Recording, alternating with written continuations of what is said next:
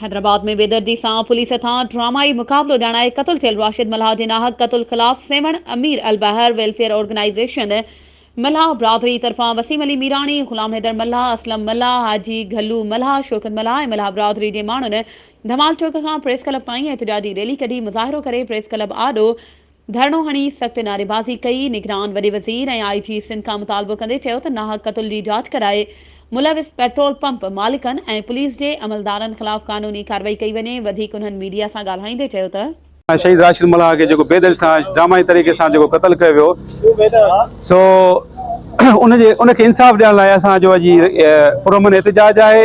हिन एहतजाज खे पुरअमन न सम्झो वञे बल्कि असांजो हिकिड़ो ही स्टार्टिंग आहे। असां चाहियूं था त असांजे हिन एहतजाज खे इंसाफ़ जी नज़र सां ॾिठो वञे। असांजो मुतालबो इहो आहे त इंक्वायरी जुडिशरी हिकिड़ी इंक्वायरी टीम विहारी वञे। रहमान आहियूं वकार भाई, तव्हांजी वॾी महिरबानी जो तव्हां कवरेज वरिती। असांजो ही एहतजाज आहे जेको असांजो नौजवान राशिद मल्हा क़तल थी वियो आहे, सो उन जे बारे में ही एहतजाज आहे। उन सां इंसाफ़ थिए, उनजे लवाकिन सां इंसाफ़ थिए। अॻु में इन खां पहिरियां उनजी नंढड़ी क़तल थी वई, उनखे को बि इंसाफ़ न मिलियो। वरी जेको जो हींअर हो पाण राशिद मल्हा क़तल थी वियो आहे, हिकिड़ो ड्रामाई अंदाज़ में पुलिस क़तल कयो आहे।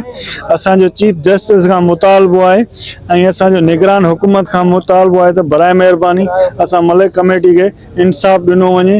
ऐं असां ही जेको अॼु प्रेस क्लब ते पहुता आहियूं, असांजो इहो मक़सदु आहे हिकिड़ो त जेको राशिद मल्हा खे क़तल कयो वियो आहे हैदराबाद में, हिकिड़ो नाइंसाफ़ी आहे जंहिं सां इंसाफ़ कयो वञे। असां उनजे मुतालबे लाइ निकिता आहियूं।